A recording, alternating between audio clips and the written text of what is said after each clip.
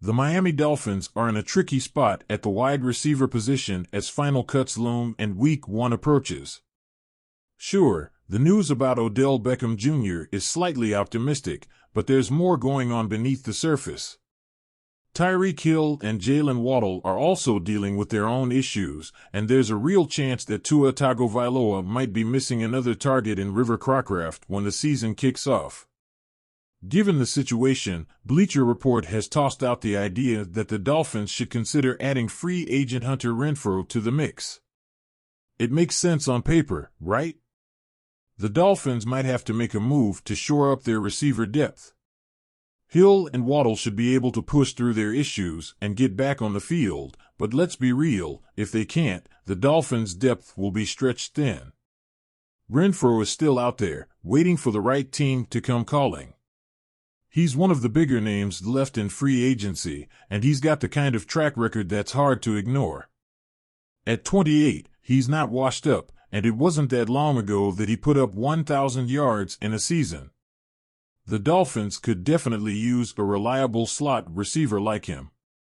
But there's a catch, as always. The lack of reps in the offense is a big concern for anyone coming in this late. Renfrow wouldn't get much time to build chemistry with Tagovailoa, and that could be a problem. We can't overlook the fact that Hill's dealing with a thumb injury, something that's been bothering him recently. And then there's Beckham. His situation is even murkier, with his injury status being somewhat of a mystery. So, while Renfrow could be a solid addition looking beyond Week 1, the Dolphins' real focus should be on getting Beckham, Hill, and Waddle ready to play together as soon as possible. Now, if the Dolphins decide not to take the obvious route of scouring the waiver wire during cutdowns, circling back to Renfrow might be worth considering. But it's a risky game they're playing. The clock's ticking, and Week 1 is right around the corner. The question is, can the Dolphins afford to take that risk? They're caught in a tough spot, no doubt. With the season opener so close, there's little time to make moves, but standing still might not be an option either. The uncertainty surrounding Hill, Waddle, and Beckham throws a wrench into the plans. Are they all going to be healthy enough to suit up? Will Crocraft be ready to go? If not, what's the backup plan? Renfrow is out there, sure, but is he really the answer, or just a stopgap? The Dolphins' front office is under pressure. They need to weigh their options carefully, but the clock's ticking louder every day.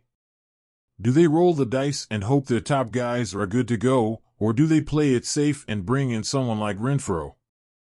There's no easy answer here, just a lot of moving parts and no clear picture. So, what's next? If the Dolphins want to stay competitive, they can't afford to fumble this decision. The season could hinge on whether they get this right or not. It's not just about having bodies on the field, it's about having the right ones. The kind that can make plays and keep the offense humming, even if it's not at full strength.